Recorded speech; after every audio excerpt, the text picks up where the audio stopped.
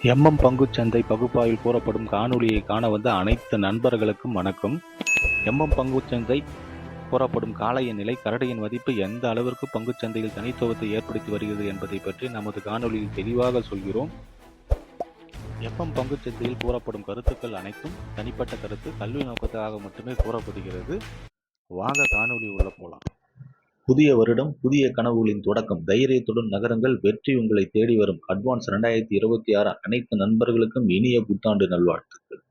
வியாழக்கிழமை பங்குச்சந்தையுடைய காலையோட நேர்மறை, கரடியோட எதிர்மறை நிலை மதிப்பை பார்ப்பதற்கு முன்பு இன்று பங்குச்சந்தையின் நிலை மதிப்பு எவ்வாறு செயல்பட்டது என்று சொல்லி பார்ப்போம். செவ்வாய்க்கிழமை பங்குச்சந்தை முடிவில் நம்ம என்ன பேசியிருந்தோம்னா 27,532 நேர்மறைனும் 27,458 எதிர்மறைன்னு பேசியிருந்தோம். இன்று பங்குச்சந்தையோட துவக்கம் வந்து 27,420. இது ஒரு எதிர்மறையான துவக்கம் தான். துவக்கம் கிடைச்ச உடனே காளைகள் வந்து எதிர்மறையிலிருந்து நேர்மறைக்கு மேல முயற்சிக்கும் போது கரடிகள் தடுத்து நிறுத்தி நேர்மறையிலிருந்து எதிர்மறைக்கு கீழே வர மாதிரி முயற்சி பண்றாங்க. எதிர்மறைக்கு கீழே வரும் கரடிகளை காளைகள் தடுத்து நிறுத்தி எதிர்மறைக்கு மேல போறாங்க.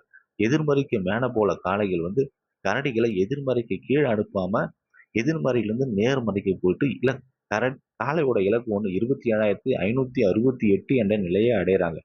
இலக்கு 1 இலக்கு 2 27,662 என்ற நிலையை அடைந்து இன்று பங்குச்சந்தையோட முடிவு வந்து 27,621. இதை பொறுத்து நாளைய பங்குச்சந்தையுடைய காளையோட நேர்மறை மற்றும் எதிர்மறையை நம்ம பார்க்கலாம். ஃபின் நிஃப்டி இன்று பங்குச்சந்தையோட முடிவு வந்து 27,621. இதை பொறுத்து நாளைய பங்குச்சந்தையோட காளையோட நேர்மறை வந்து 27,638. இலக்கு 1 27,682, இலக்கு 2 27,738. கரடியோட எதிர்மறை வந்து 27,558, இலக்கு 1 27,522, இலக்கு 2 27,432. பங்குச்சந்தை பகுப்பாய்வில் கூறப்படும் கருத்துக்கள், நிலை மதிப்புகள் உங்களுக்கு பிடித்திருந்தால் லைக், ஷேர், சப்ஸ்கிரைப் பண்ணுங்க. உங்கள் கருத்துக்களை கமெண்ட் பாக்ஸில் தெரிவிக்கவும். நன்றி.